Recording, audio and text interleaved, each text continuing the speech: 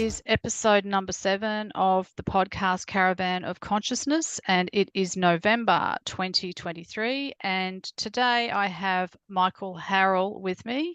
He is the founder of a modality, a healing modality called Language Lessons of the Heart. He's also a co-host of a show called The Pork and Beans Show, which is on YouTube. So welcome, Michael. Yeah, well, I'm so happy to be here. Amanda McLeod, is that Scottish? Yes, but it's my married name. But I do have Scottish heritage as well. I'm originally from England and I moved to Australia when I was a young child. And my husband was born in Australia, but his father and grandfather and generations going back were from Scotland. Well, the name Harrell is actually a Scottish name, and it means wild hare. Oh, okay. Harrell. Yep. Anyway, that's why I got that off of one of those ancestry kind of things. Yep. Yeah. But I think our family is German, Irish, German, French, German, and British. Something like that. Yeah. Well, I've got English and Scottish as far as I know. Yeah. English and Scottish, yeah. Yeah. Yeah. And then I've been a lot. I've been to Edinburgh, and I've been to not and what's that? What's the town in Scotland, the one with the big castle on it? Glasgow? No, Yeah, I've been to Glasgow. Glasgow? Oh, yeah. Yeah. No, I haven't actually been there, even though when I was in England, because I was born in North Yorkshire, so that's not far from the Scottish border. So as far as I know, I haven't been. Maybe when I was an infant, my parents might have gone over the border to Scotland for a weekend trip or something, but I can't remember actually going there. I used to have a girlfriend, and she had some property in Ireland. She was actually from Philadelphia. But so we were living in transcontinental. We'd live in Florida part of the time, and then in Ireland in the summertime. So that was so I always went through England, and I've sort of been over there a lot. Yeah, yeah. It's a beautiful country, but I don't think I could handle the cold anymore. I'm so acclimatized now to the Australian weather. I mean, it can still get cold in some places in Australia, but where I am here in Queensland, on the east coast, it's subtropical here. It gets tropical further up, but yeah, I'm just north of the capital, just north of Brisbane in southeast Queensland. And as I said earlier, it's been quite warm and humid the last couple of days. It's been up to about 37, 38 degrees Celsius. So, and in the middle of summer, it can hit around 40, 41 sometimes. So yeah, it can get very hot, but I much prefer the warmer weather than cold. If it gets below about 22 degrees, I'm racing for a jacket. I spent almost all my adult life in Florida and Miami, Florida, and it's it was pretty much nice all year round. Yeah. We didn't even get into the hundreds, 100 degrees or something. It was always in the 90s or 80s, and tropical breeze. Yeah. Yeah. Yeah.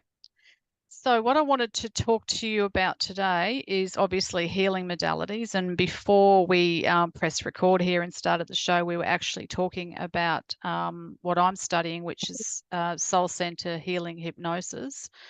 And I'm still in my practical part of the course, so I'm not fully qualified yet to go out and perform it in the general public. But it's basically a form of healing where we're releasing entities, because whenever we've had any trauma in our life, we can open ourselves up energetically for attachments. So we can have all different attachments. We could have the trauma itself is a being. Yeah. And it is somebody who did something. It's called an experience or an event.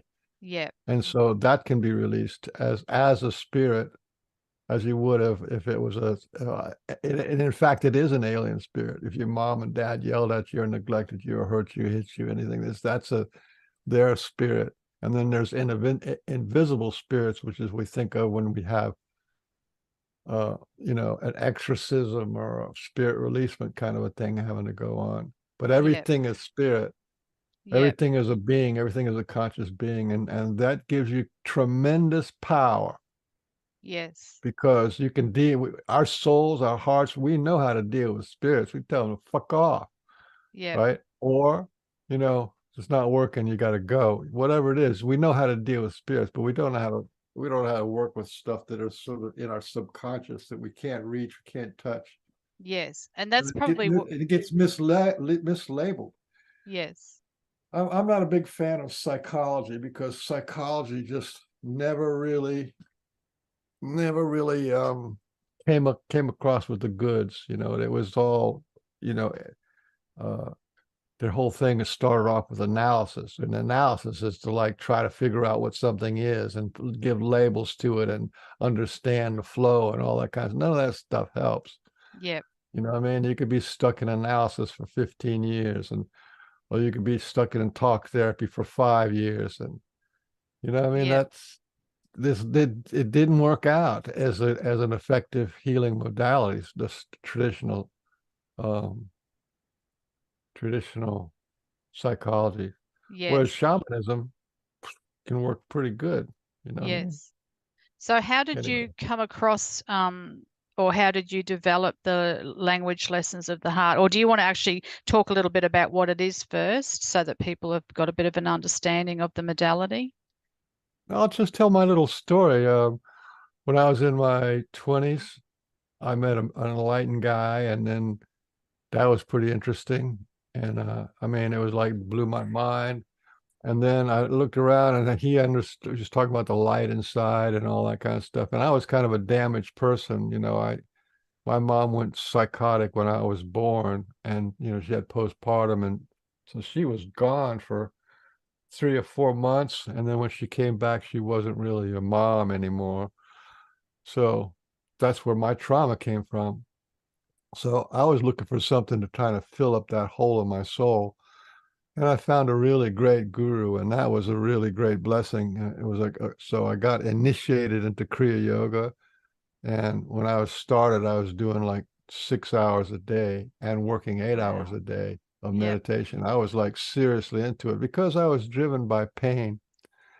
And I did that, traveled all around the world and look, to follow my guru and doing other things. And but then after like about 13 years, as sort of like my motivation for doing that much meditation or being that single focus um, kind of ran out. I remember the last Kriya Yoga meditation that I did. I put my back against a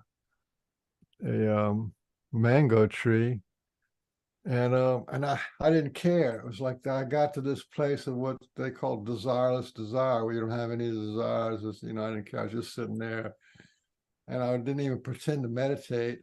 And all of a sudden, this whole universe comes inside my head, and that was pretty profound. Then the voice came and said, "We'd like to recruit you to be a god, and we're showing you the universe that is your universe." And I'm going, not caring at all, not impressed, not thrilled. It was just, I mean, if a leaf had fallen, it would be the same effect. But I was sitting there, so I'm sitting there with my eyes closed, and I see the whole top of my head. There's a whole universe there. And, there's no Big Dipper, there's no Orion's belt, there's none of that kind of stuff there. I'm going, oh, okay, that's cool. And they say, yeah, this is your universe, and we're seeing if you want to be the god of this universe. And I said, I immediately thought, well, that's the human resources kind of a department must be scraping pretty low at the bottom of the barrel there. I'm thinking, well, if there's this universe there, and I'm seeing, look at all these galaxies and stuff, I'm saying, well, if the last guy didn't do it, then they're asking me to do it. You know what I mean? So like, what's going on here? Or is there like So anyway, I didn't even get into that, but the damn thing stayed inside my head for 6 weeks. And I was at the time I was a cabinet maker, so I'm working with these, 5 horsepower giant commercial uh saws, cutting up stuff and making cabinets and stuff. And I had this universe inside my head. you know? And that was a kind of like a game changer. And I would walk around and I'd say, I'm God, and I'm Michael. And which just means I'm God, there's God inside of Michael, so God Michael. And then there's Michael that is all God. So there's no God, there's no Michael there. So there's Michael God and God Michael. There's those two things, and I'd walk around and I'd see this it happened. Eyes open, eyes closed. There was a universe inside my head.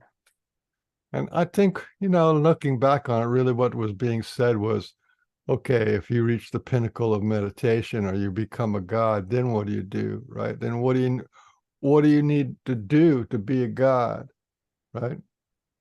And then, as these things happen, I was in my 40s, I guess, at that time. I had a dark night of the soul. I had this beautiful woman who was a millionaire. We traveled around the world together, and lost her and lost my job. All this little cat ran away, and I had to deal with my emotional body, and so that's what got me into doing my own healing work. So I took the concentration of a yogi. Like I give it to you that I'm a failed yogi or an ex-yogi, someone who didn't make it, right? But the concentration was there. So when I started doing my healing work, and I did some things like primal therapy, and I did some things, had some people give me things to look up and books to read and all this kind of stuff. And and so I started doing things. One of the things I learned was that we have these four parts of self: spirit, heart, will, and body, and that they are part of our energy systems. They're like the color of the white light that comes into us as the life force is got the colors of the chakras on it. And then the main energy is the spirit, which is just this chakra, and your throat chakra, that represents the spirit energy. And then there's the heart is the green energy of the heart, and the will is the lower three chakras. And then there's the energy of the body, which is the father manifestation. These are all the four faces of God. So my healing is rooted, all of it goes back to the Godhead. So that I don't know why that's just where I'm coming from. I'm coming from the Godhead. And so I just developed the processes that I found that worked. And I saw that there was these stuff that was inside of me was a little memories of events, memories of that I made conclusions of. So if I made a conclusion that I'm not good enough, it was based on the event. So there's an event, and then my conclusion, I'm not good enough, and that became like a brick in the wall of my reality. And then I built my reality inside of me of the bad self-image or the wounded self or the broken inner child. I built that over these bricks of events of people that have done things to me or my reaction to them, which is my participation in it. But anyway, yeah, and then I did that, and that's so primal therapy, right? It was like primal scream, real powerful. One of the most powerfully transformative things you can do is get people to do their primal work, because again, it goes back to the Godhead. So we have these four aspects of one light: spirit, heart, will, and body. And the will is your emotional body, and it's also your inner child, but it's also your inner goddess and all that kind of stuff. The way the creation of the universe happened is because of Rudra's roar. So when you're going to create a universe, or you're going to create a life, you're going to create changes, there's this roar. You do this roar, there's primal release, and that vibrates everything. So that's what tuning forks are, and the sound healing and Reiki and all that kind of stuff. Is they're substitutes for just opening your voice and screaming. because that vibration vibrates your actual aura and takes all these things that you could see in your biofield and vibrate them back into the way they're supposed to be. So there's a primal scream part of it. There's a talking to the parts of self part of it. Here's the thing, okay? Well, most of the problems that we have to do with the bad self-image and self-hatred. But and when you say, look, you got to love yourself, people don't know what that means because you actually are taught to love somebody on the outside. So, as soon as you make this division between spirit, heart, will, and body, and you can talk to them and they can talk to you, then you can have compassion. What's going on with my heart? This girlfriend that I had broke my heart, or this relationship I had, or what, right? And then what's going on with my emotional body? This what's the torment? What's the suffering? What's the pain? So, and then your physical body, your business, everything that goes through your consciousness goes out into your physical body. So we got a biofield. There's stuff that's going on out in our biofield, and it goes inside of us, and it also manifests in our striated muscles and in our joints and all that kind of stuff, and diseases and all that kind of stuff. So the body is like the final what do you call it, lodging place for all that stuff. So when I started talking to parts of self, then getting my memory back and getting my power back and finding compassion and being able to self-talk. As soon as you realize that there's stuff when you talk, who's listening? And if your heart is listening, or your will is listening, or your body's listening, and you're saying depowering things or self-hatred things, oh, I hate my hair, I hate my look, I hate my teeth, I hate my life, right? That goes and it goes and it vibrates and it stays lodged into one of these four centers. So that's pretty powerful. But then the other thing is, because those four centers are also, so you have spirit, heart, will, and body, right? The higher self of spirit, heart, will, and body is God the Father, God the Mother, heart of creation, and the Father of manifestation. And this is what makes the Merkaba. Okay, the Merkaba is the Jewish star. Yep. So you take these balls of energy, three of them. There are actually four of them: spirit, heart, will, and body, and you could compress them together, and it makes like a little pyramid. And you put two of them together, and it makes a Jewish star. Yep. So, yeah. Yeah, and it's so interesting. I don't know if I got to. So that's how I got. That's how I took notes, and I was remembering what I was doing. And when I would do that, when I talk to the parts of myself, or I do emotional release work, or the empowerment work, or the judgment and denial work, is the words. Judgment and denial work is to release the judgments and denials that you have in your life. Then I started feeling a lot better. My life changed. And then so I was kind of took notes on it.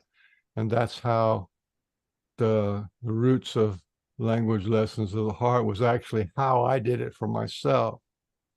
And that's why I don't really charge any money, because I'm like on a cosmic kind of karmic level, and I'm not a therapist, I'm not a social worker, I'm not a psychologist, I'm not a life coach, none of that.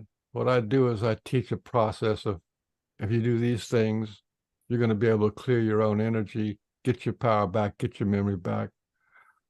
Because doing that, between talking the parts of self and doing the emotional release work, I got all my memories back. I got all my memories of all my lifetime, and got all my memories all the way back to the Godhead. All that. I was part of a group of beings who watched the earth cool down. There was a lot of us, actually. And so and because the earth is a manifestations of the great mother's will for a beautiful place for her children. Yeah, so the earth is this is a will planet. Yeah, and your soul, what you call a soul, is the universe itself, herself. Spirit is the light that is generated by the universe that we call God, or the life force. So spirit and will is the yin and yang, the light and the dark. Yeah. Yeah. And going back to what you were saying before about when you're talking to the parts of yourself and if you're talking negatively, I mean, there's been actual experiments done with rice and also a motto with the water. Yeah. You know, speaking like you put rice in jars and you talk to one and you tell it you hate it and you wish it would die, and then you send love and, you know, compassion and gratitude to another one. And I think I even heard recently on one of your podcasts you said, and even ones that you ignore, they end up often even looking worse than the ones that you were sending the Yeah, negative. because the Yep. opposite of love isn't hate. The opposite of love is just to ignore. Yep. Is to just deny and ignore. That's the opposite of love. Yep. Is total detachment. Yeah, Yep. that's true. Yeah. Michiko Hayashi, she's running the World Water Project for Dr. Mo. She was in his thing, so she's a member of our group too. Oh, yeah. Yeah. Yeah, Yeah. Yeah. Because I've studied it. she's doing good work. She's working on the water side of it. Yeah. Yeah. And well, when you think that, you know, our bodies make up a certain amount of percentage of water, they say 70%, but who knows? Because everything we've been told in the mainstream, you know, is a lie or a obfuscation at best. So we don't know for sure, but we do know that the human body is made up of a lot of water and moisture. And so, and water has memory, and water can be programmed as well. Water is a being. Yes. Just cut And out all that stuff. I just gradually cut out all the stuff as that, rocks are a being, the air is a being, the rivers are a being, the ocean is a being, yeah, everything is a being. If you start doing it that way, that's the organic way that our souls connect with reality, because yeah, our souls recognize soul yeah. So and everything has a beingness. consciousness. And everything is a being, an intelligent being. You can talk to the trees, you can talk to the rocks, you can talk to the mountains, you can talk to the animals, you Yeah, can talk to the angels. You see what I'm saying? And if you can talk to them and they're talking back to you, then you're talking to a being. yeah, Your yes, crystals, you're showing us our crystals. yeah, Each one of those crystals is a being. yes, That's how they help you. yes, absolutely. Yeah, And this helps a lot. You talk about you talk about we were lied. Well, one of the biggest lies is that we're a single, unique individual, and that we're an individual, and we're the only one that's like us, and all this kind of stuff, which is true, and fingerprints and all that kind of stuff. But uh, we're not a singular being. We're a collective. We have a spirit, heart, will and body, and 30 trillion cells, mm-hmm. and another 30 trillion microorganisms that aren't even our DNA. They're just floating around in our guts and our blood and doing stuff, right? You have a whole kingdom there. You have a whole kingdom. Yeah, These are the spirit, heart, will, and body. They're the represents sort of like the royalty of the what's going on. And then the expression is all the people of your kingdom are your cells, your yeah, organs, your cells, and all that kind of stuff, which you can talk to. And each one of your cells could possibly grow a whole nother being. You know what I mean? yeah, So yeah, we literally are the gods. We're going back to remember me and the mango tree. yeah, We really literally are the gods of this being, of this. We are the spirit in the shell of this body. yes, And this body is the body of humanity. yeah, So we we what happens to us when we get wounded is we are wounded and there's only one of us, right? So that means we take the full hit. Yeah, but we're yeah, not just one being. We're spirit, heart, will, and body. and one of them is taking the hit, emotional hit hardest, and that's almost usually the will. Can sometimes be the spirit, sometimes be the body. They're all kind of interdependent. But if you focus on healing the will polarity, which is the deep, dark feminine, the emotional, the goddess within you, the inner child, these are all will polarity. When you focus on her, then that's the key to everything. Yeah. Because the spirit doesn't really get hurt. You know, it doesn't get doesn't have that emotional gravity that the I get will the has. sense that probably the spirit is more of the observer, the detached observer. Yeah, and also the instigator and the creator, right? Yep. So out of ignorance, it'll create assumptions like I'm not good enough, I'm not worthy, life is hard. It's trying to come up with some kind of an idea to rationalize the trauma that you've been through. Yep. And it's not that you've been through it, it's that it is that your emotional body has been through it. And here's the thing about trauma, pain is a call to action.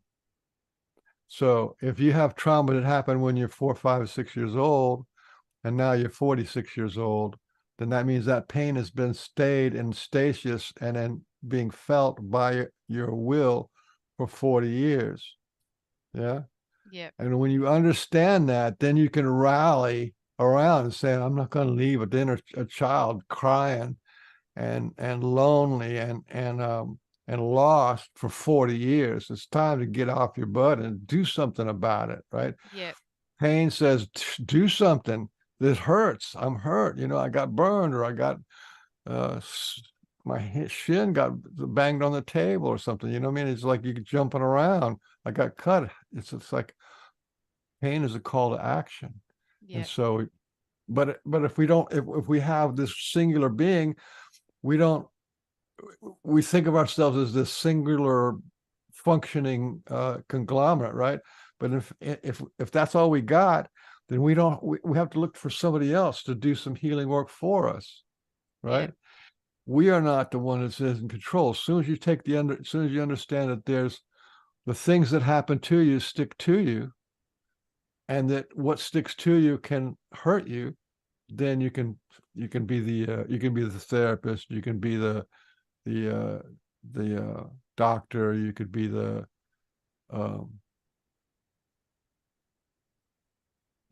detective to do the detective work. Yeah. Yep. Yes. Absolutely. Yep. So what I do, so after this, the talking to the parts of self, which is critical, that has never been on the planet before. Yep. Right. And yet, if you go to the Bible, for those people who are into the Bible, Christ asked these guys, the Jewish guys, he said, what's the greatest commandment? And the greatest commandment was to love God with your whole spirit, your whole heart, your whole will, and all the strength of your body. Yeah. Right? That's the greatest commandment. And so that implies you need to have a whole spirit, a whole heart, a whole soul. This is what the clearing is all about, because you get the alignment with those inside of you, and then you got that Jewish star. The Jews were actually on track with a lot of stuff, but they just culted it, so they lost it all. Yeah. So anyway, and then to love your brothers as you love yourself. So the whole thing is that greatest commandment is to love yourself, and it's not loving to leave a part of yourself in pain and misery for 40 years. It's just not. Yeah. And we have to take that responsibility. And the second thing I did to go back with this theme, the second thing I did is I teach people an empowerment, right? I'm empowering myself with a strong and loving intent to heal my will. Will you help me? That's the empowerment. And I tell everybody to say that 10,000 times, because we got told no 58,000 times. Yep. So all that no negativity, you can't do this, you wish, you want, you think, no, stop, finish that, finish your homework, finish Sit your down food, and shut up. Children are seen and not heard. all that stuff. Just the meta message comes over 50,000. So I'm empowering myself with strong and loving intent to heal my will, which is down here. You say that 10,000 times, but you say it from a different personality, like a plumber or a sea captain or a therapist or an angel or an elemental you see what I'm saying? You say it from different points, different um, avatars, right? Then you try to say it with a different emotion. So fear, anger, happiness, joy, gratitude. Every time, because you're going to say this 10,000 times, that gives you a wide range of personalities to be speaking and a wide range of emotions. And then you have your targets, and the targets are the same kind of a thing. You can use the God and the spirits and the elements and the chakras, and you can use the angels and the ascended masters, or the people, or the sidewalks, or the sky. You see what I'm saying? As your target, will you help me? If you do this, eventually what you get is what you're actually doing is gathering a healing team of individual people, right? So let's say out of all that, after saying that for 3 months, you've got like maybe really 30 really strong personality types, and you got this bunch of different feelings that you can feel, right? You have an emotional range from Yep. sadness and grief to like joy and happiness, to being empowered, to rage, to murder and killing, and all these other targets that are going on over here of who you're speaking to, who's your audience, the them and the they. Now, what this does, going back to the little wounded child, something happened. You got hit, you got spanked, you got accused. Something happened that broke the camel's back, and you're crushed, right? Well, you've got, and then you're all will, you're all one being, you're all one feeling. So your thoughts and your emotions and everything was just one thing. But now, as an adult, you spread out like a therapist is not going to take that hit the way you would, and a sea captain wouldn't, and a cartoon character or whatever. You have all this whole wide range of people who you can be expressed from, and a whole wide range of emotions that you can have emotions. It was good, it was bad, it was helpful, and whatever. You see what I'm saying? You have all these different emotions. So you have choice, but if you don't have choice, then you're screwed. You just have to take the bullet, right? Mm-hmm. But now you Yep. have choices because there's more of you. There's more aspects. There's more facets to the diamond, and it's not just you taking the hit, not just you against the world. It is, which is much closer to the reality, because how many spirit guides do people have in reality? 12, dozen, 200? How many spirit guides have you heard Yeah. of? Well, it can range. Um, Well, there you go. yeah. Yep. So but try to get it. Try to, let's like here again. So you build up love is when you talk to the parts of self, spirit, heart, will, and body, you increase your self-love by 400%. Mm-hmm. It's easy to go to a dog and say, "Hey, doggy," you know, and it's easy when you separate yourself into parts. Then you can say, "How's my heart doing? I'm so happy that you're doing your thing." And how's my beautiful will? And how's my spirit going? Yep. And what do you guys want for dinner? And you want a treat today? And you want to watch some good movies? You see what I'm saying? And you're increasing your self-love by 400%. There's very few modalities out there that'll do that for you. Plus giving you choices. You don't have if when you're a kid, you don't have a choice. And then we carry that, and there's no choice. I have to do what mom and dad says. There's no choice, right? And then the authorities, I have to do what they say, and then more authorities, and religious authorities, and political authorities, and police authorities. We don't actually have a choice. You don't have a choice until you install a choice. And to install a choice, you have to make a list of all the things that you can do, right? So Yep. all the different people, you can be a ballerina, you could be a business executive, you could be an inventor, you could be a musician. You see what I'm saying? Yep. So the more of you is, the better. There's Yep. only one part of you has gotten crushed. You see what I'm saying? Yep. So that's kind of the overall. That's kind of the overall of what I'm doing. Yep, I do it for free, and a lot of people like it, and a lot of people just they can't take it in. It's going to take a while, right? Because this is new to planet Earth. Yep. And Like you just said, you're taking this class that's doing some very fantastic work. These classes, but that's new. That's 2020. This is 2023, 2024, and that's new to Earth too. yes, yes. I mean, we've been obviously infiltrated and bombarded with all these entities and attachments for years. But even I don't know if you've heard of Jerry Marzinski, but he was a psychologist and he clinical psychologist. He worked in prisons and hospitals, in mental wards in hospitals.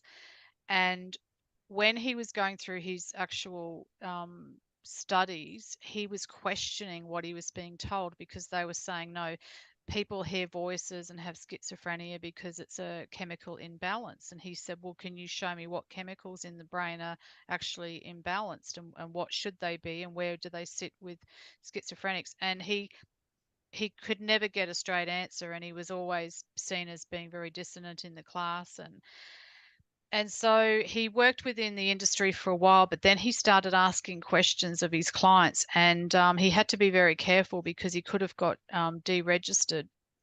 But when he started really delving into what the voices were saying, he's realizing that these voices were external to the patients. And that's when he realized that these voices are actually other beings. Some of them are demonic, some of them can be disincarnate entities that have not moved on after they've passed over. And they are the ones that are affecting these patients. And it's not within the brain, it's not a chemical or a physiological imbalance. But all psychiatry and psychology wanted to do, particularly psychiatry, was medicate, which that did dull the voices.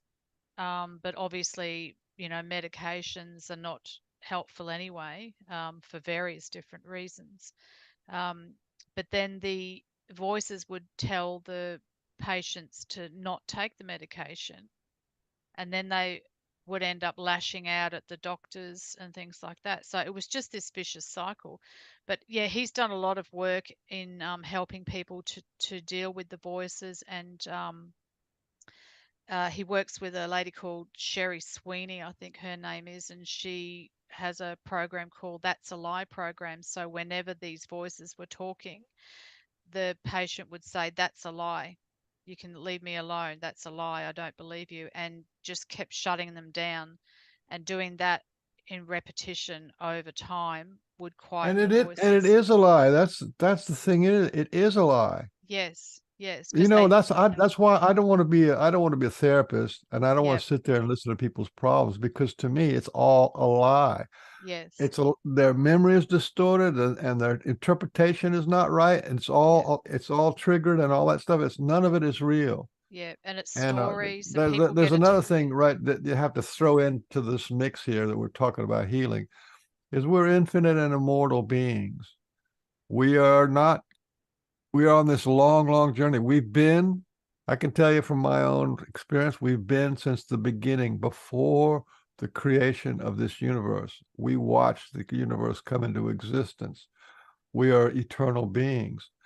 And this whole thing, as soon as you die, you go to the Godhead, you listen to the near-death experience people, it's all over. The story is over, the pain's over, everything's gone, the reality is over. It's like, hey, it doesn't Yep, matter if you have kids, or what, or family. You're like, okay, I'm here now. It's all over. You see what I'm saying? yep, And when you heal properly, that's what you feel. It's like it never happened. yes, When you remove all the energy that's there from you remove the beings that are there inside you, the little bricks in the wall. It's when you heal, it's the end of pain, and not only is it the end of pain, it is as if it never happened. yep, So the most real thing that there is in this world is pain, suffering, emotional pain, traumatic pain. That's the most real thing. And yet when you heal it, it becomes the most unreal thing. Yeah. You know what I'm saying? It is the illusion of illusions. It's Yes. the heavy duty illusion of suffering. But when it's gone, it's gone. It's gone for good. Yes. Well, Yeah. like I said, I did my healing work for about 4 years, and I did some workshops in Jamaica. I did some workshops in Miami and Florida, and that was pretty amazing. All this stuff is coming from the beginning of creation. All spirit beings are made from the what you used to be called the Big Bang.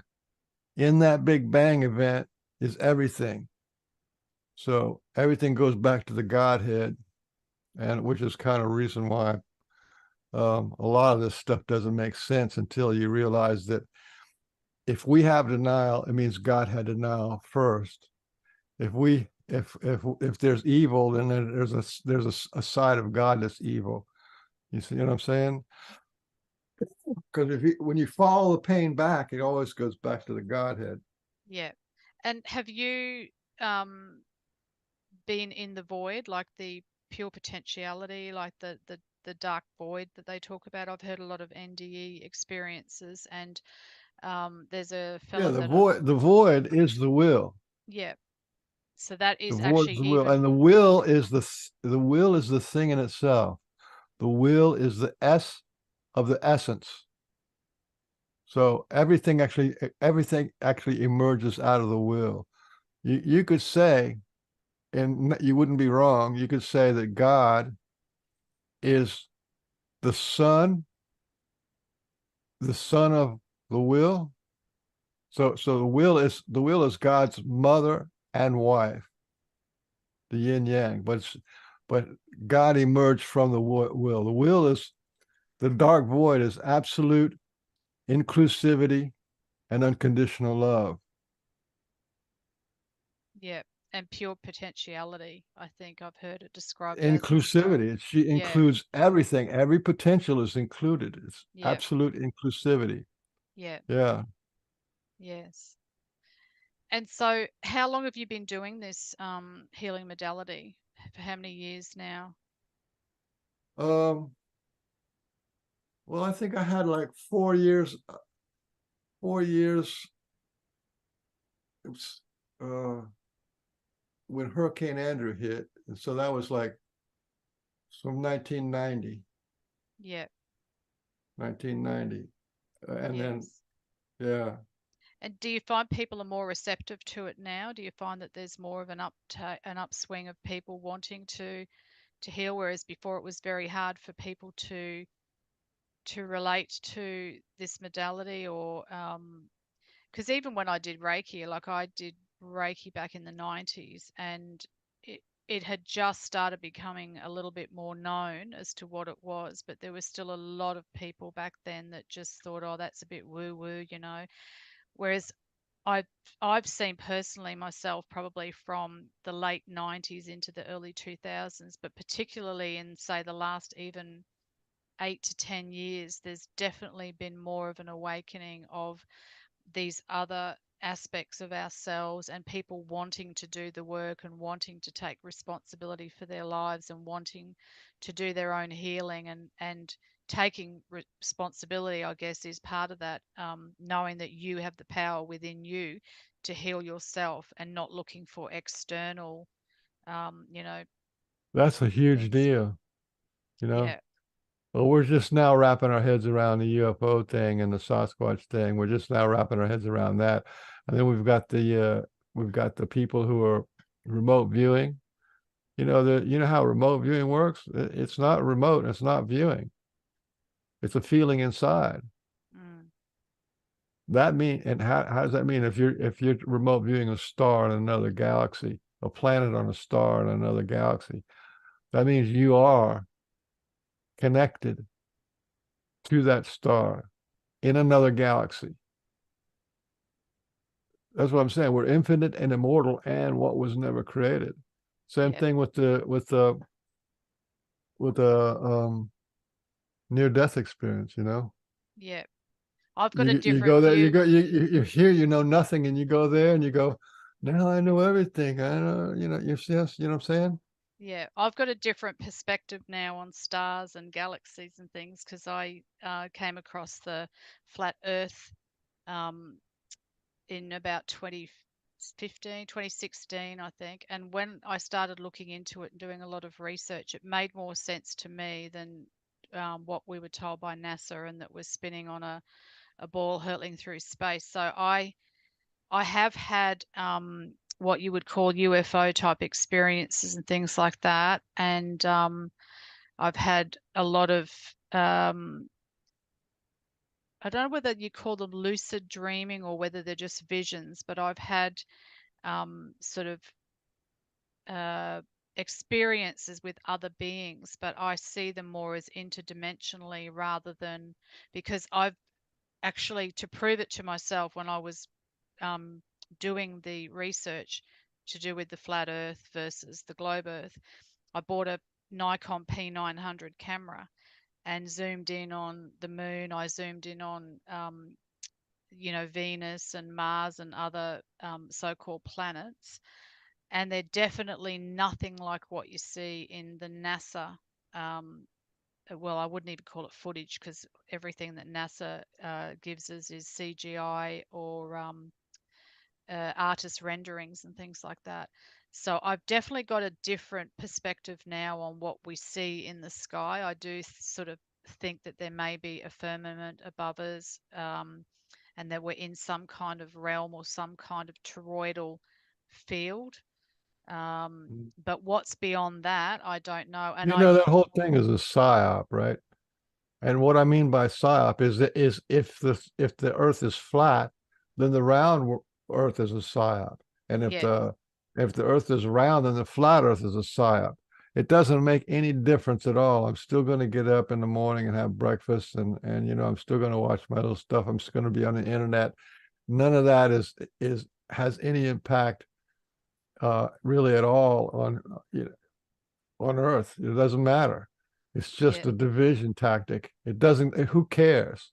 yeah. If the I, whole thing's an illusion, that's fine. And if the whole thing's real, that's fine. You know yeah, what I mean? It's still what's going on inside of me. That's what counts. yeah. I see what you're You know what saying. I mean? Yeah, I get what you're saying. And I'm sort of, as I say, I came across the flat earth, and I used to say I was a flat earther, but now I consider myself just that I feel that we're in a realm. But to me it matters because I wanted to know where we were and why we had been lied to. So that's why I started investigating um, into that. But now I'm more interested in just doing the inner work for myself because, as you Yeah. say, I feel there were all individual um, universes within ourselves, but we're also part of a collective. So I'm steering most of my energies now towards the healing modalities, the healing processes, and yeah, I'm open to anything. There's so much that's on the table still that I don't know, and I'm happy to say that I don't know. That's another thing I've had to learn is when you're looking at the scientism side of things, they have all their boxes checked and all their I's dotted and T's crossed and all the questions answered, and there's nothing new under the sun. Everything's been discovered, there's no new lands. Whereas I tend to think it's the opposite. I think there's so much that we don't know, and it's okay to say we don't know. There's so much still to discover, um, and we're continually, Well, you're going to creating. die and then you're going to go to heaven and then you're going to have a life review. Is that right? Um, well, even that I'm questioning. I'm looking at all avenues as to what happens after we leave this plane. Um, like Well, whether heaven when is. you hear a couple of hundred people say that, you think that's a possibility. There's a possibility. There's a lot of people who don't get a life review Yeah, and they have different kind of experiences out there. But you need to live, we need to wake up and live our life as if everything's being written down in a book somewhere that Oh, would that yes. it's, Yeah. you know what I'm saying, Yeah, no, I that definitely agree that, yeah, I do. every Yep. kindness, every hurt, every Yep. word that you say, every intention, every uh gratitude, it's all being written down and recorded, which I Yep. think is pretty accurate, whether it has to be in a Godhead type heaven thing or not. I don't care about that. But th- that has to do with your inner being. Yes. Yep. How do you gate your mind, train your mind to be a kind person, or to be a caring person, or be an optimistic person, or be a grateful person, or a loving person? That's what's important. You Yes. know what I mean? Yep. Yeah, we get lied to, and there's strangeness going on. There's a You're on the right track to not believe in anything. Don't stick a flag on anything and say, this is my territory, this is my Yeah. belief. Yeah. Oh, You I'm don't have to changing all do the that. time. Yeah, and I'm happy to say that. A lot of people, they do, like, um die This on is that it. hill. Yeah, yeah. Whereas I'm always searching, always looking, always investigating. Like I say, I've got so many things on the table, and I don't throw the baby out with the bathwater. Some things resonate with me more than others.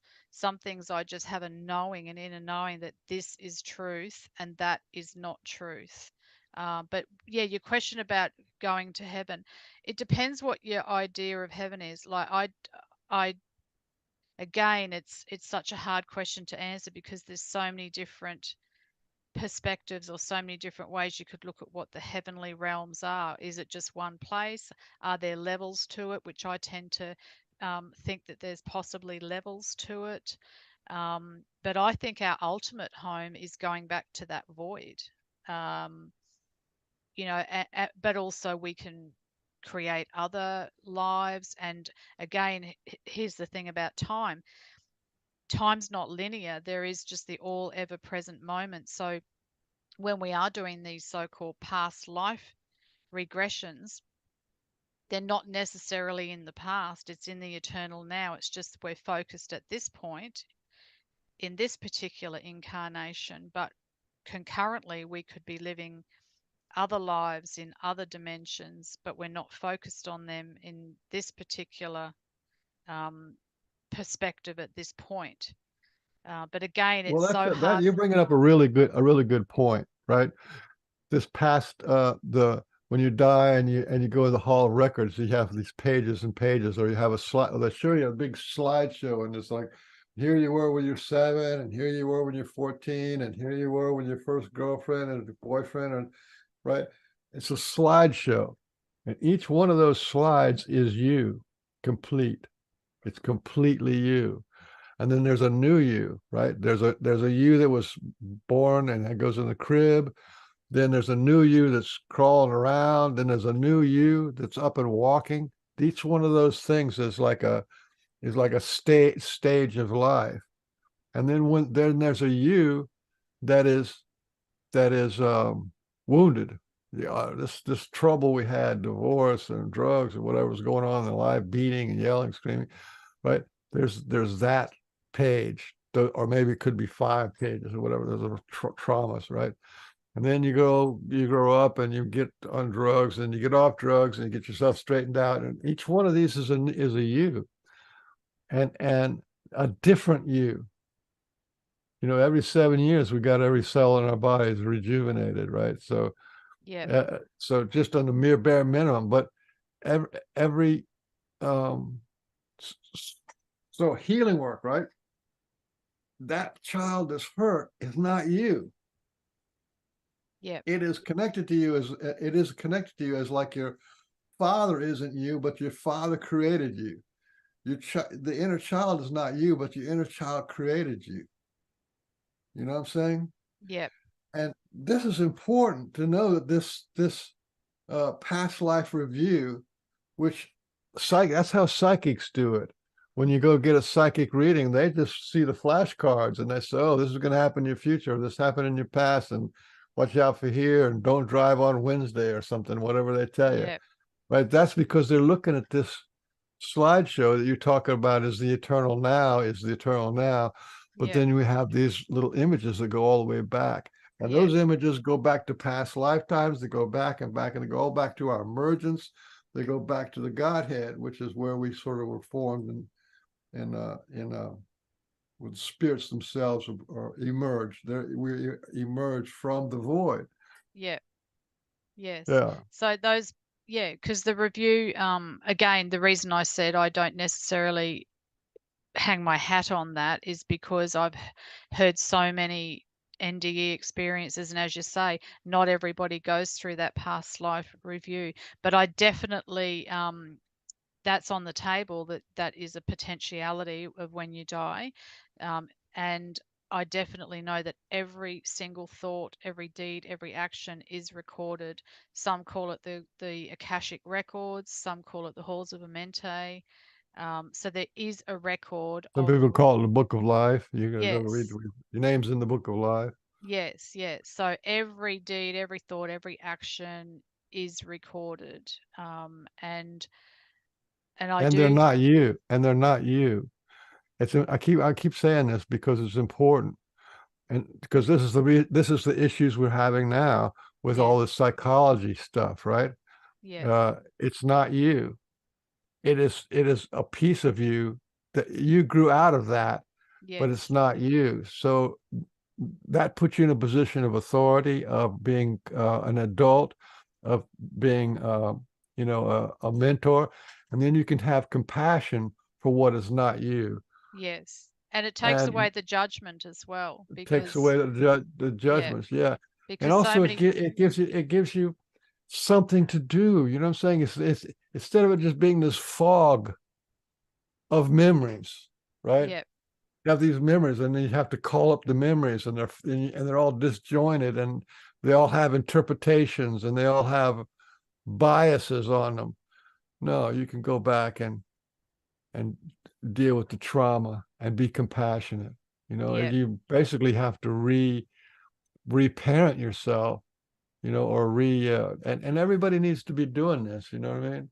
yes, The stuff that you're doing, you should look at it as like, you're moving mountains for people, but they still have to do some kind of the work on themselves, yes, yes, because exactly. it won't stick unless they do it on themselves for Yeah, themselves. yeah, exactly. Well, that's like people that go to clinical hypnotherapy sessions to even something as simple as, quitting smoking, or overeating or whatever, and they might stop for a little while, but then they'll fall back into it again. But a lot of it is to do with probably the will, and not just not believing, but not really taking full responsibility, because they're looking for the therapist to do it for them. Whereas if they're totally honest with themselves, they could probably realize that I'm not quite ready to let go of this yet. And until I'm ready to let go of it, it's not going to stick. But once you get to really wanting to let go, really wanting to make the change, really wanting to heal and step forward, rather than continually either staying stuck or looking back, that's when the miracle happens, I think. And that's when it does stick. And then yeah, Absolutely, yeah, I agree.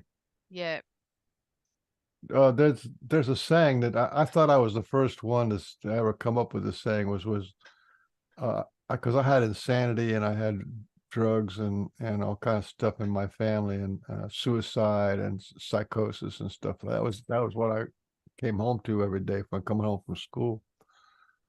But I, I was that's what made me like wonder what happens to people.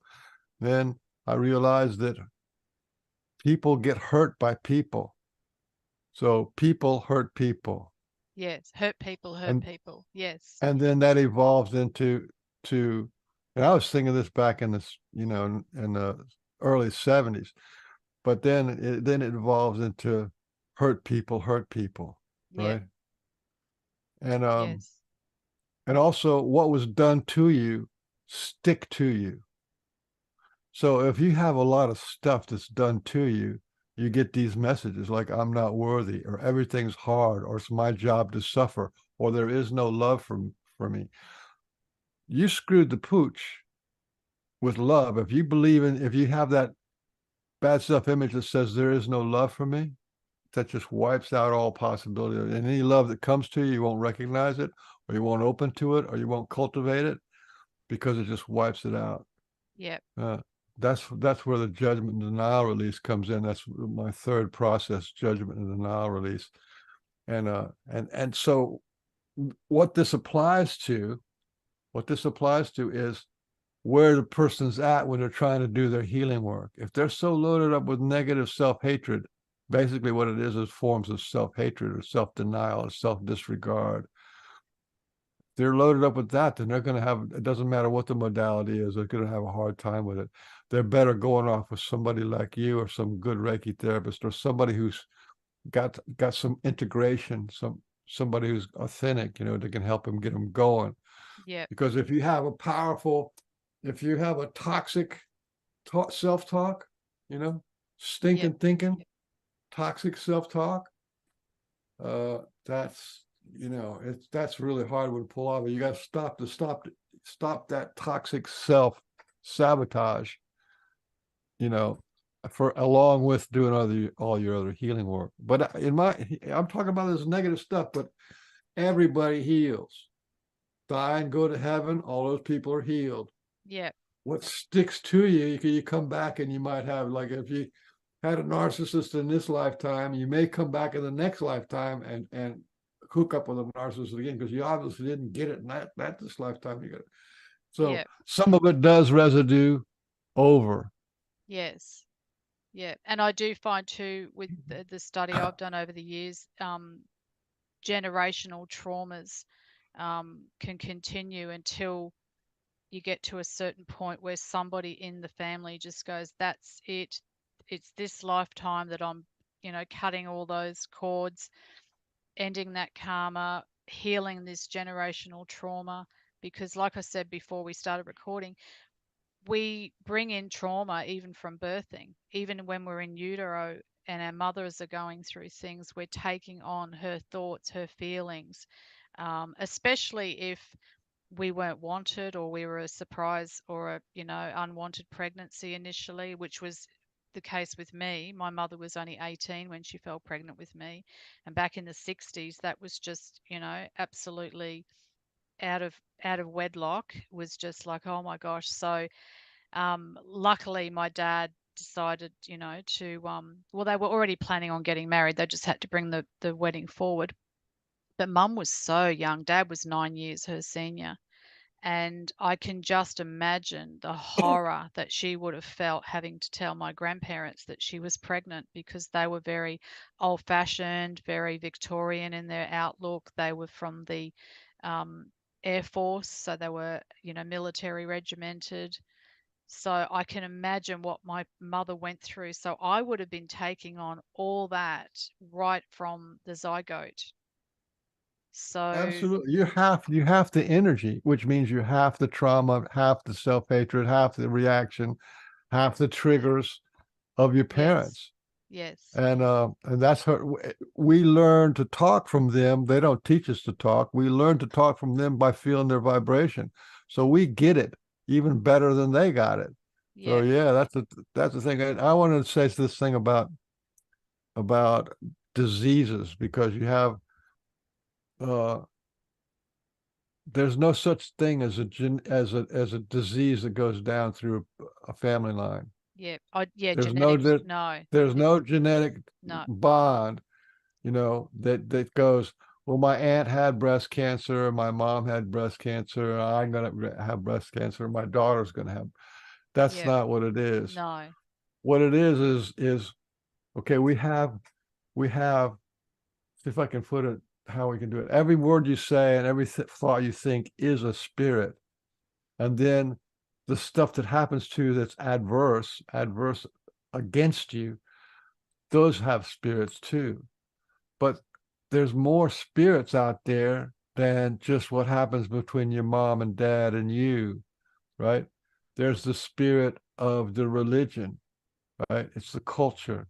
There's a culture of, you can't be pregnant and not married. And and children should be seen, not heard. There's a religious culture. There's a The town you're raised in had a culture. Your neighborhood had a culture. Your schools had a culture. And each one of these things is a being, and each one of these things is like a, a brick in your wall.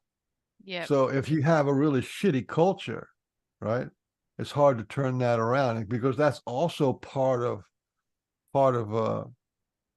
well, just to go to it, how powerful that is. Is that almost every major disease is a result of adverse childhood experiences, not genetics. Yes. I got some data here. Maybe you want me to rattle off some diseases that are caused Yep. by. Yep. Let's see if that is the right one. Okay, this is from the Center of Disease Control, the good old, world famous CDC. Okay, these are the factors. The number one factor for these diseases is what they call ACEs, which is adverse childhood experiences, and the risk increases the risk for chronic illness and poor physical health. So they did big studies on this. So their data is actually pretty good. So childhood adversity is the number one factor for asthma, cancer, celiac disease, chronic fatigue, coronary heart disease, diabetes, fibromyalgia, hypertension, irritable bowel syndrome, inflammatory bowel disease, liver disease, lung disease, COPD, lupus, multiple sclerosis, right? Rheumatoid arthritis, Sjogren's syndrome, sleep disorders, stroke, thyroid, Graves, thyroid, Hashimoto's, poor, which is another thyroid thing, and poor self-related health. Okay, Yep. that and the numbers actually right now in the United States are running about 66% of all the adults of all, not just the adults of all humans in the United States are on some kind of psychoactive, psychosomatic drug for symptoms that aren't biological, but Yes. yet manifest, right? That's what most of those things are, symptoms that are not biological, and yet they manifest as arthritis and as our diabetes and as cancer and all these kind of things. So the stuff we're talking about here is serious as a heart attack. You know what I mean? Yep. It's serious Yes. because this stuff, and it's not just what happened to your mom and your dad. It's like, what's the job situation like? What's the political situation like? What's this? How hard is it to get along? Is there strange stuff going on? Like the stuff that's going on in America, the stuff that's going on in Australia. It's just wild. It's fairyland nightmare stuff of the political Yep. and the power grabbing and the genocide and all that kind of crap. Anyway, Yes. Yes. I it, the, that's why go I ahead. feel that um this uptick on really wanting to heal and help people heal and well at least educate them that they can heal themselves. We don't heal, because that was the first thing that my Reiki master said to me when I was doing the Reiki course back in the 90s, and we had a class of about 25 people, and he said, who's here to be a healer? And of course a lot of us put our hands up. He said, well, you may as well walk out the door now. And we're like, what? And he's like, you're not healers. He said, you're the conduit for the healing to happen. You're the channel, you're the facilitator. The person you are working with heals themselves. So, but it's so important now to make people aware of that, especially for the generations coming through now that have come into the last 3 years with all the added stresses of what all that's brought. So that's why I think it's really important to do this work and to make people aware, that there are ways that we can turn within and do the healing, and to, you know, all these systems are crumbling. The pharmaceutical companies are going to be crumbling at some stage, because more and more people are starting to realize we don't need these drugs. We don't need external influences. I mean, it's good to use tools like holistic, like using herbs, essential oils, things like that. We can use these sound therapies and things like that. But basically, if you strip everything back, it comes back to the self and, like the connection to source. And Absolutely. yeah, You in Australia, does Australia have a constitution? it does, but it's not adhered to by the politicians at all in any way, shape, or form. They pretty Oh, well, much, that's yeah. normal, yeah. But yeah, we do have a 1901 constitution. I've actually got a copy of it on my bookshelf. It's about yay thick, big hardcover. But yeah, it's the politicians here just, they're a law unto themselves. Well, those things are going to have to go because the Yeah, Constitution is a declaration of the powers that are taken away from human beings, yeah, right? We have a constitution. Our constitution is our mind, our hearts, our soul, and our yeah, body. Okay, spirit, heart, will, and body. And who runs the show is spirit runs the yes, show, but yep, it has to take into account the heart, the will, and the body. yep, And it's sort of like to balance it all out. If you're just a headstrong person, then you're just a bully to yourself, and that's not going to get you anywhere. yep, But that right there is the basis of all the constitutions that have taken our powers away. yep, In our Constitution, we say, "Oh, we have, that in order to make a more perfect union," which is like saying it's gonna turn to shit in 100 years.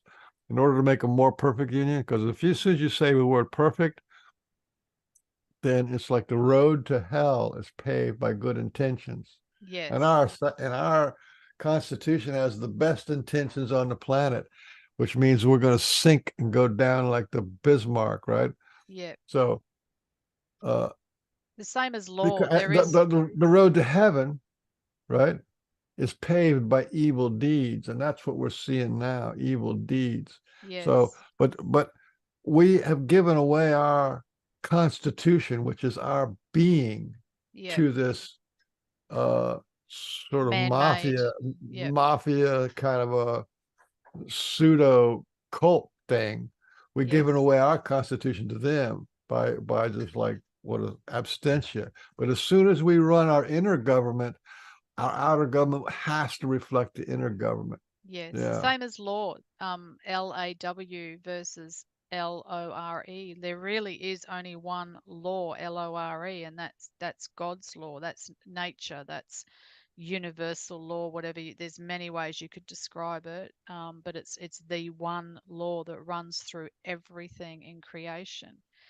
Um, Whereas all the man-made laws, they don't mean diddly squat in the big scheme of things, and even in the smaller scheme of things, they certainly don't. So yeah, but yeah, no, I'm really glad to be on this healing journey and helping people to become aware of the different modalities, because what suits one person may not suit another. So it's good to have a few different modalities, a few different avenues that people can go down, to find what fits for them in their current situation so that they can heal and become whole. So yeah, Yeah, I'm a big fan of all modalities. I mean, the practitioner, if you're going to go one to one with somebody, to make sure that that person has done their clearing work. And it's shocking how many people who set up shop as life coaches and stuff, and they've just got, a weekend or something, and then they call themselves therapists. Because if you're going to go surrender your authority to a counselor or therapist or somebody who's going to do an intervention for you, you're giving your soul away, and say, here, you can play with my heart, and you got to trust that person. So yeah, what I liked about us talking from before and even now is the amount of training that you've done and the amount of ongoing clearing that you've done, because the more clear you are if the person's out of tune, then your tuning fork's out of tune, you're not going to do anything for them. Or if Yeah. you're Reiki, right? If you're out of tune and the person's out of tune and you're doing Reiki on them, all you're doing is mixing up your stuff with their stuff.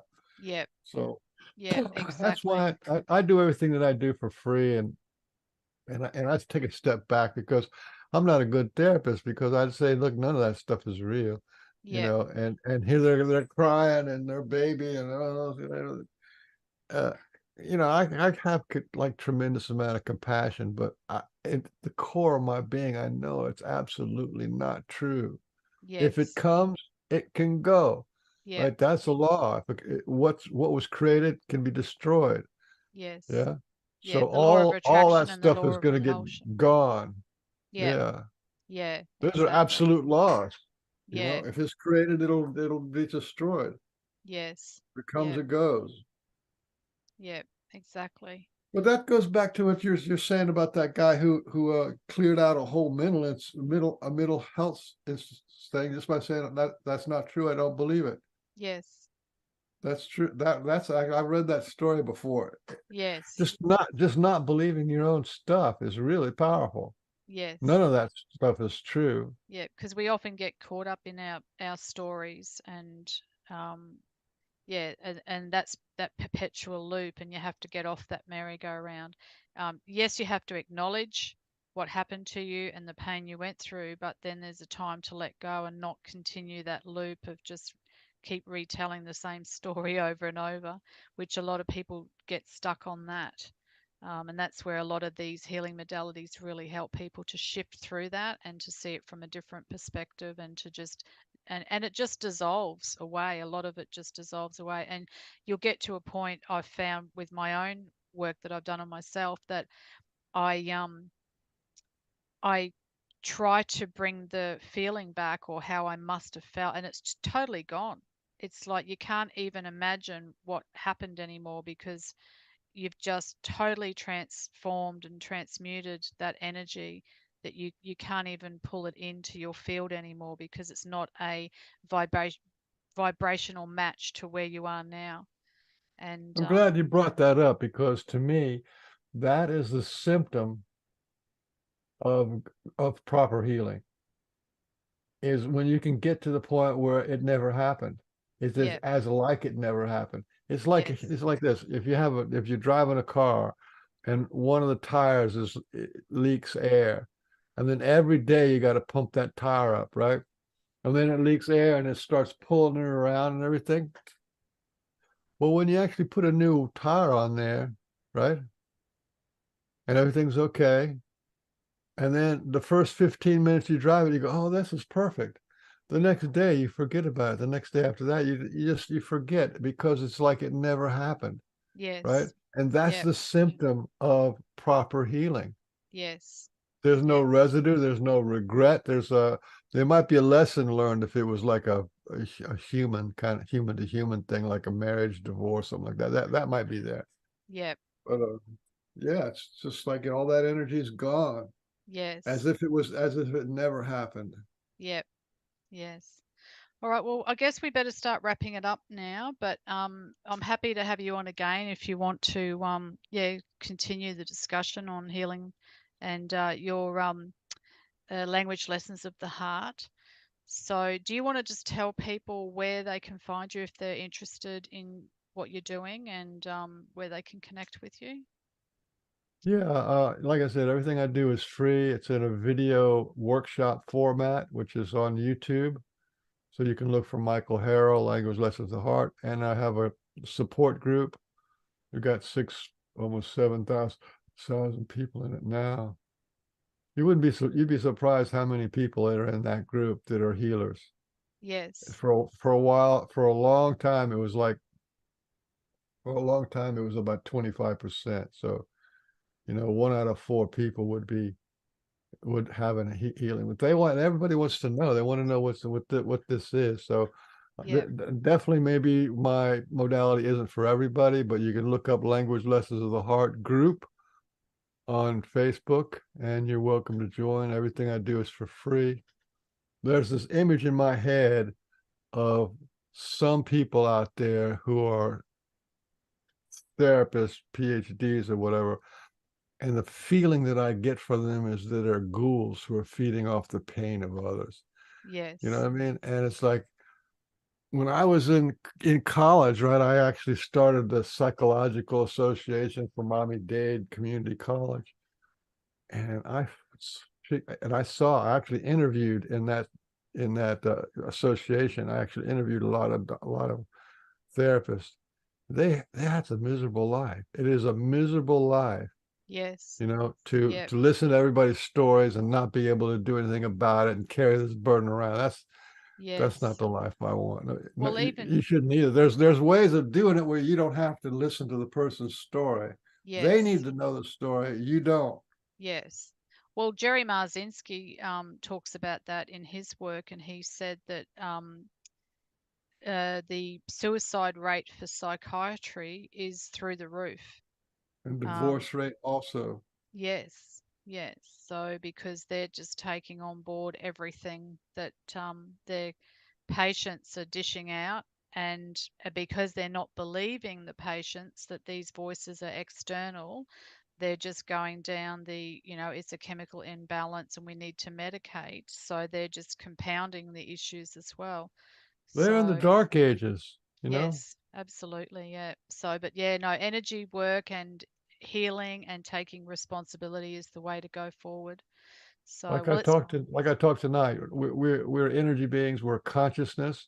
So anything that involved, and a consciousness is the feeling of energy. If the energy comes to you and it's not right, then the consciousness is not right. So that means it's demonic or it's not right for you. It's right. yeah, So it's all about energy, it's all about consciousness, and it's all about clearing and cleaning your energy, the energy yes, from your heart, the energy from your will, your emotional body, the energy from your physical body, and the energy from your spirit body. yeah, You clear all those guys out and get them so they're all working together like a little team, like they're supposed to work, and you're good. Like here I am. I'm 73, right? No arthritis, no yeah, bursitis, no pain, no suffering, no inflammation, because there's not that stuff going on inside of me. It's gone. All that stuff is gone. I yeah, got a lot of gratitude. I got a lot of, just joy, just being in the world. And yeah, it's just natural. yes, That's one more thing I absolutely. want to leave it with is we have this thing, right? Another big lie is this is that we got spirituality is something you got to get, right? You got to do. We have this thing called baseline bliss. Right now, you and I are in baseline bliss, right? Normal breathing, normal talking, normal being, right? That is a vibration of bliss. You go up a little bit from that and you feel happy. You go down a little bit from that and you feel like miserable or sad or tired or whatever. We're in a baseline bliss all the time, but we don't value it. We don't say, this is God manifesting my breath. This is God looking out my eyes. This is the ecstatic reality of being a ghost in form, in the shell, right? We don't value the baseline of what it is to be alive. You don't really have to do anything. You're alive. That's it. Yep, You've accomplished the greatest goal that could ever be. And people get so stressed out about trying to achieve a spiritual thing. That was why I was out there in that tree and meditating and not caring anymore, just because I couldn't do yep, it anymore. Because I was trying to become enlightened to solve my pain. If you solve yep, your pain, then the baseline bliss is enough. yep, Trust me, you don't need any more added on top of it. You don't need to get anywhere. It's already there. Remember, we can do remote viewing, right? You can see in another galaxy and another star and another planet, and you can remote view it. That's how big we are, right? So it's the same with being awakened or elevations and all this kind of stuff. We're already there. We're already at the Godhead. We're already in the void. We're already in the light. yep. Yeah. Isn't there a saying, something about chop wood, um, before enlightenment, chop wood. After enlightenment, chop wood. Absolutely. Yeah. Yeah. Chopping wood is where it's at. You know Yep. what I mean? That's the baseline bliss. It's because yeah. I've being a meditating guy, I got my share of bliss. It goes up, it comes back down, and you're left with the way you are. You Yep. got to value the way that you are. That's Yes. self-love, Yep. you know? Yep. Absolutely. Value what's going on now. Breathing. If you don't value what your life is like now, try holding your breath for 3 or 4 minutes. Mm. And then you'll see how important that breath is, Yep. how valuable that life is. Yes. Well, Anyway, I I want to nearly thank you drowned so when I much was for a the kid, show, so man. I know what that's like. Yes, thank you for coming on the show. It's been awesome. It was just made my heart good, you Yeah. know. Oh, thank you. I've been shadow banned and there's some dark energies that's going around that really didn't want this to go. Before COVID, I would reach 250,000 people in a month, Yeah. and now I'm at 59,000. Yeah. Yeah. So I've been shadow banned, and anyway, Yeah.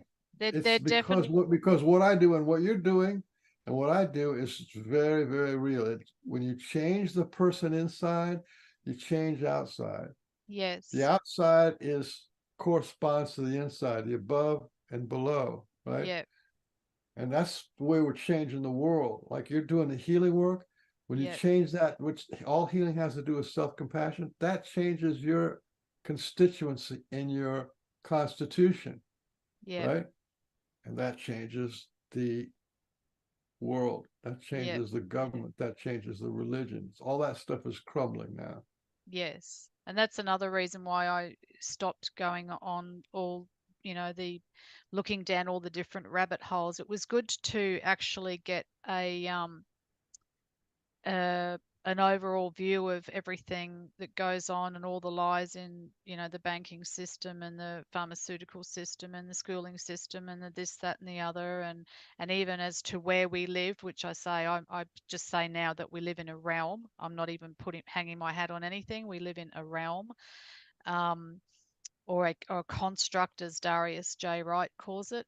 But now it's for me, it's about the healing. It's about, okay, my eyes have been opened. I know that what we have been taught since we were children was a complete lie.